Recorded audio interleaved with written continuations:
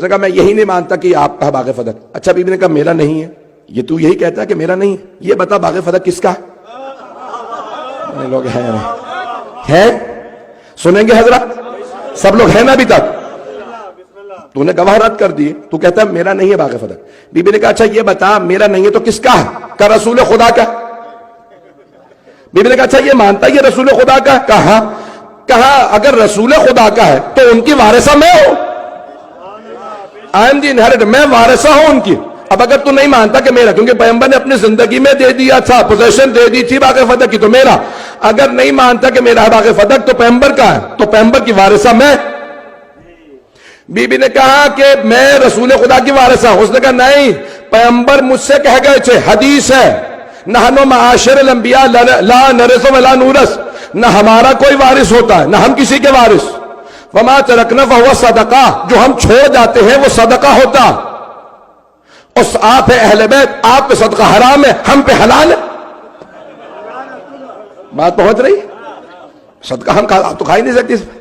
تو یہ پیغمبر نے کہا, بھائی نے کہا تو ہر بات پہ مجھ سے گواہ مانگتا ہے, کیا تیرے پاس کوئی گواہ ہے؟ پتہ نہیں لوگ ہیں نہیں. کیا تیرے پاس کوئی گواہ ہے کہ میرے بابا نے یہ حدیث کہی ہے؟ تیرے پاس کوئی گواہ ہے کہ میرے بابا نے فرمایا کہ نہ ہم کسی کے وارث نہ ہمارا کوئی وارث؟ کوئی گواہ ہے اس حدیث کا؟ کہیں گے گواہ تو نہیں ہے, پیغمبر نے مجھ سے تنہائی میں کہا تھا.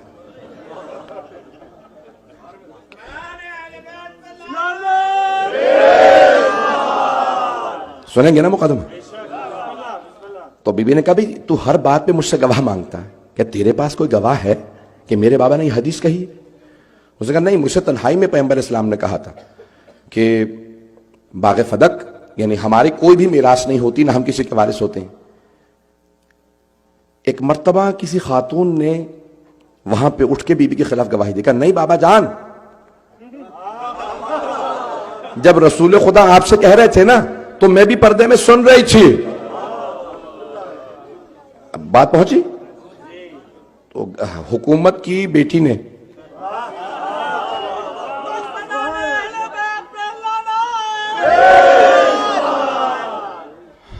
کہا کہ نہیں میں گواہی دے رہی ہوں, پیغمبر آپ سے تنہائی میں کہہ رہے تھے, میں پردے میں سن رہی تھی, پیغمبر نے کہا تھا کہ ہم بھی کسی کے وارث نہیں ہوتے, ہمارا بھی کوئی وارث نہیں ہوتا. تو فوراً خلیفہ نے کہا بھئی اب تو میرے پاس گواہ بھی ہے. پہلے تو گواہ بھی نہیں تھا, میرے پاس ایک حدیث تھی, اس کو کوئی گواہ نہیں تھا, اب تو گواہ ہے, اب تو میں بالکل بھی آپ کو فدق نہیں دوں گا. اچھا ہوتا یہ ہے کہ جھوٹوں کا حافظہ نہیں ہوتا. پتہ نہیں لوگ ہیں یا نہیں ہیں. فارسی کا محاورہ ہے دروغ گورا حافظ نہ باشد, جھوٹے کا حافظہ نہیں ہوتا کیونکہ اسے یاد نہیں ہوتا میں نے کل کیا جھوٹ بولا تھا, آج کیا جھوٹ بولا ہے, اسے کچھ یاد نہیں رہتا. جس نے گواہی دی تھی بعد میں لوگوں نے کوشش کیا کہ گواہی رد نہ ہو تو اسے صدیقہ بنانے کی کوشش کی.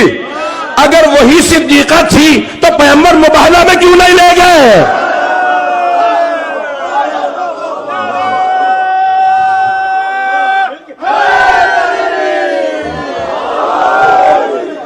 چلیے گا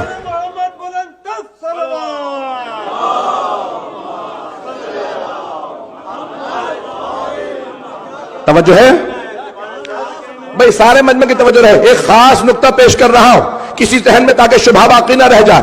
جس خاتون نے جناب سیدہ کے خلاف گواہی دی اور گواہی میں کہا کہ نہیں میں نے پردے میں سنا تھا, پیغمبر نے کہا نہ ہمارا کوئی وارث نہ ہم کسی کے وارث. کل جب اسی کا باپ مرا تو اس نے کہا میری میراث میں میرے باپ کو دفنا دو.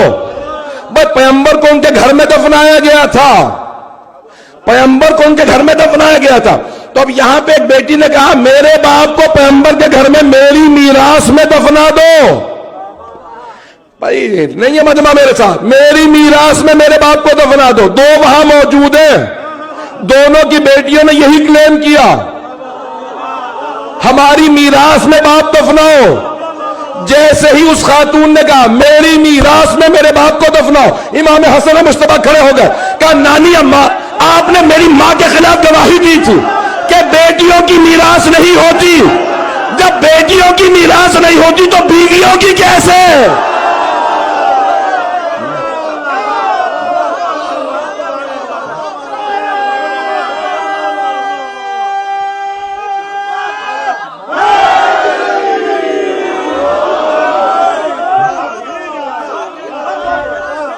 بات پہنچی ہے یا نہیں پہنچی ہے؟ کہا آپ ہی نے تو کہا تھا پیغمبر کا کوئی وارث نہیں ہوتا، نہ وہ کسی کے وارث ہوتے ہیں۔ جب بیٹی وارث نہیں ہو سکتی تو بیوی کیسے وارث ہے؟ پتہ نہیں لوگ ہیں یا نہیں ہے؟ بات واضح ہو رہی ہے؟ یہ خاتون جنت کا مقدمہ پیش کر رہا ہو۔ جانے کے نامی جناب ایک مرتبہ سیدہ نے کہا کہ جیسے ہی کہا نا خلیفہ نے کہ نہیں اب تو میرے پاس گواہ بھی ہے، اب تو بالکل باغ فدق نہیں دوں گا۔ بی بی نے کہا کیسے معلوم ہے تیری یہ حدیث؟ میرے بابا پہ قرآن نازل ہوا تھا، میرے بابا قرآن کو تم میں سے سب سے بہتر وہی جانتے تھے، ان کے بعد میرے شوہر علی بن ابی طالب جانتے ہیں، تم نہیں سمجھتے۔ کیسے ممکن ہے میرے بابا کوئی ایسی حدیث کہیں جو قرآن کے خلاف ہو؟ پتہ نہیں لوگ ہیں یا نہیں؟ ایسی حدیث کیسے کہہ سکتے ہیں میرے بابا جو قرآن کے خلاف ہو؟ تو کو پلٹ کے کہتے ہیں بھئی قرآن کے کیسے خلاف ہے؟ بھئی قرآن آتا ہو تو پتا ہو۔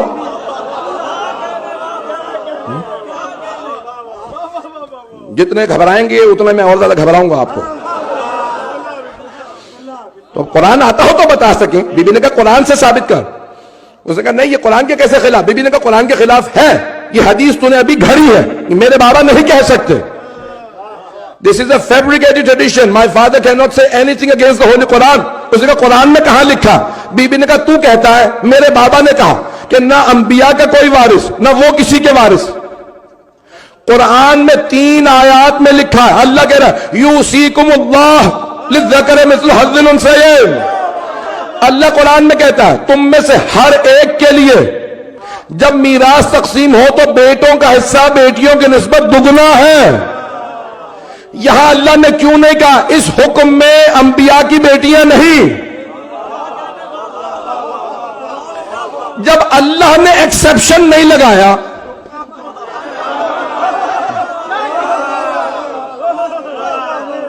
اردو میں کہتے ہیں استثناء، ایکسپشن، عربی کا لفظ ہے استثناء، اردو میں کہتے ہیں استثناء۔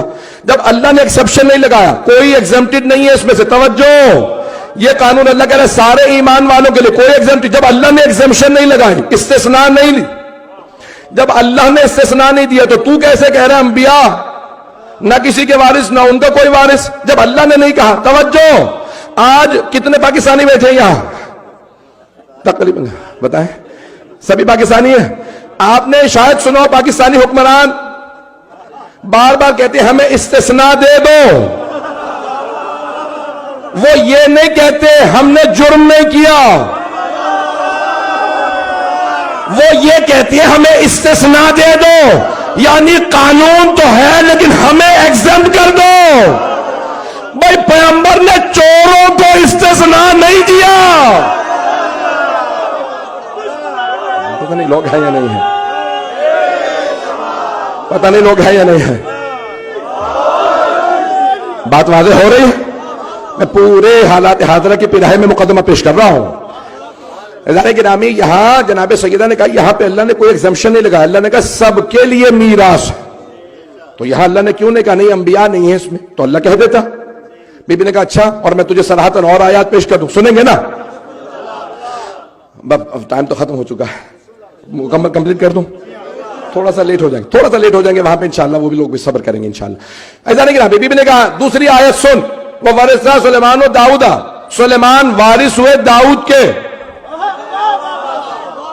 قرآن کی آیت ہے، سلیمان، نبی سلیمان وارث ہوئے داؤد کے۔ داؤد ہے باپ، سلیمان ہے بیٹے، داؤد بھی نبی، سلیمان بھی نبی۔ بی بی نے کہا تو کہتا ہے نہ انبیاء کسی کے وارث نہ ان کا کوئی وارث، قرآن کہہ رہا ہے نبی وارث بھی ہے اور جس کا وارث ہے وہ بھی نبی۔ پتہ نہیں لوگ ہیں یا نہیں ہیں؟ تو کہتا ہے وارث نہیں ہے، قرآن کہہ رہا ہے وارث ہے۔ میرے بابا کیسے کہہ سکتے ہیں ایسی بات جو قرآن کے خلاف ہو؟ تیسری آیت بھی سن لیجئے، جناب زکریا نے دعا کی قرآن کریم میں سورہ مریم کے اندر، اللہ فرماتا ہے جناب رب حب لی من پروردگارا مجھے اپنے پاس ایک وارث عنایت فرما، یرثنی و یرث من آل یعقوب، میں پورا خون جگر دے رہا ہوں، گلے میں طاقت نہیں۔ جناب زکریا نے کہا، جناب زکریا نبی، کہا پروردگارہ وارث عنایت فرما جو میرا بھی وارث ہو، ساری آل یعقوب کا وارث ہو۔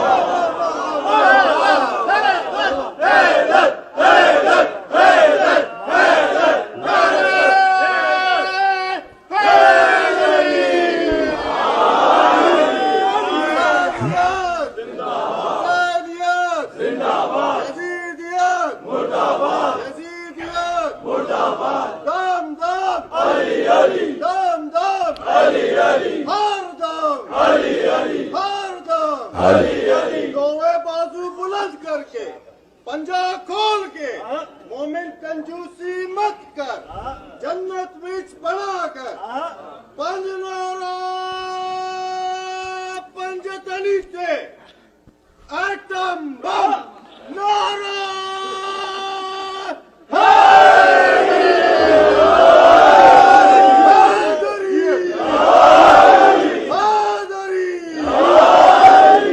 توجہ ہے جانے کی رہا۔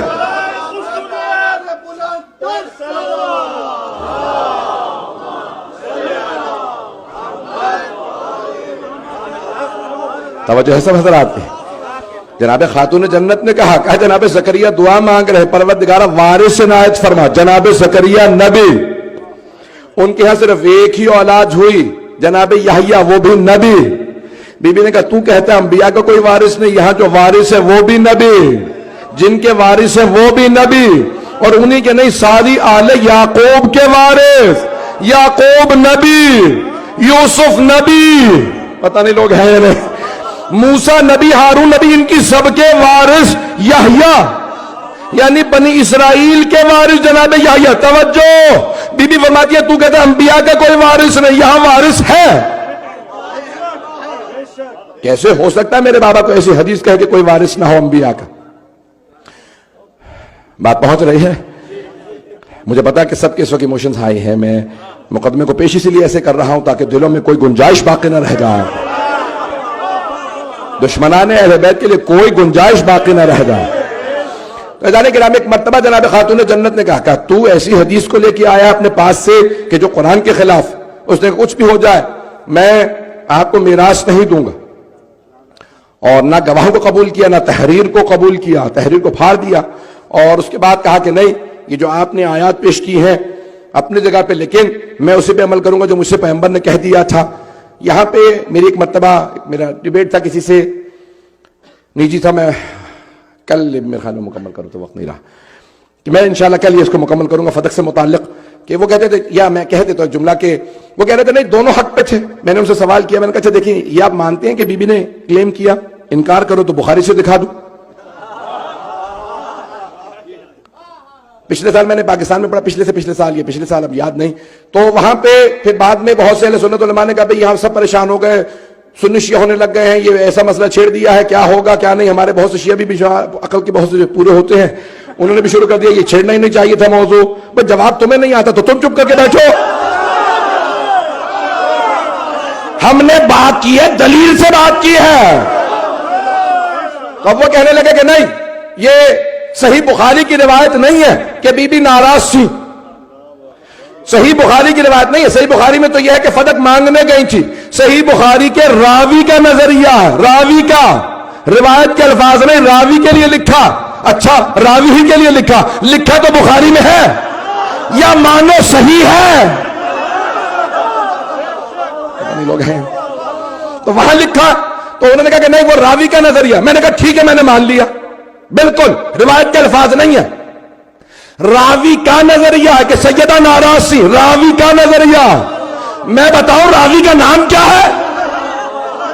میں بتا نہیں سکتا، بس اتنا بتا دوں راوی نہیں ہے، راویہ ہے۔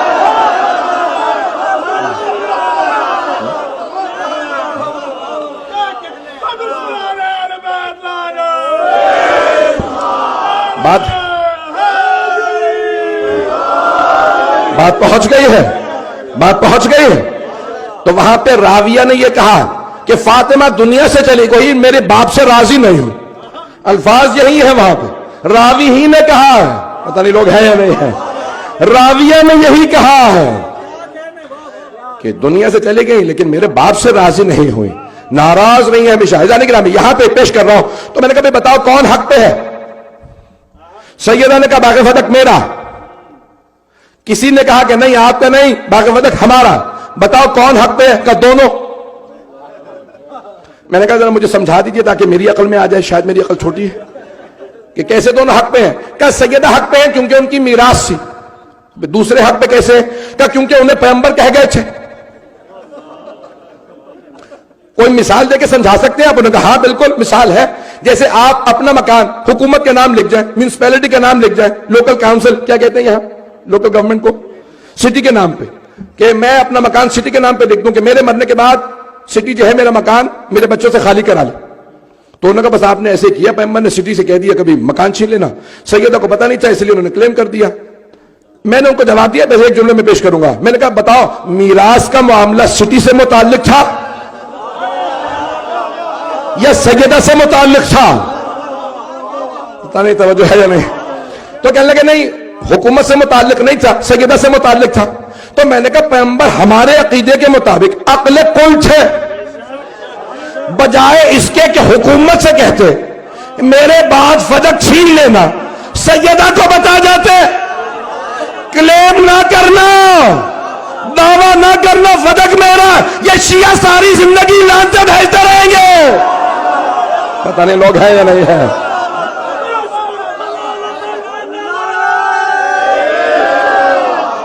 بات پہنچ رہی ہے. پیغمبر تو جانتے تھے کہ بھی جو سیدہ کے مقابلے میں آ جائے گا قیامت تک ایسے لوگ ہوں گے جو ماننے والے ہوں گے، جو مقابلے پہ آنے والے پہ لانتے کریں گے. تو پیغمبر خود ہی بچا جاتے. پتہ نہیں بات پہنچی یا نہیں پہنچی.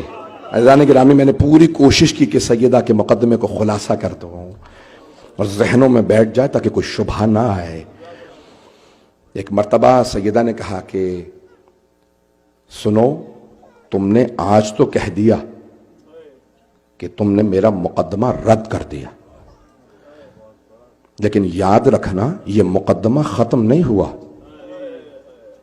بی بی نے کہا خدا کی قسم واللہ یہی مقدمہ میں روز قیامت دوبارہ پیش کروں گی. والحکم اللہ، اس دن حاکم خود خدا ہوگا، فیصلہ کرنے والی ذات اللہ کی ذات ہوگی. والزعیم محمد، میرا مقدمہ لڑیں گے میرے بابا محمد مصطفیٰ. My father will fight my case. اس دن میرے وکیل میرے بابا ہوں گے، گواہ علی ہوں گے، حسن ہوں گے، حسین ہوں گے. میں دیکھتی ہوں کون میرا مقدمہ رد کرتا ہے.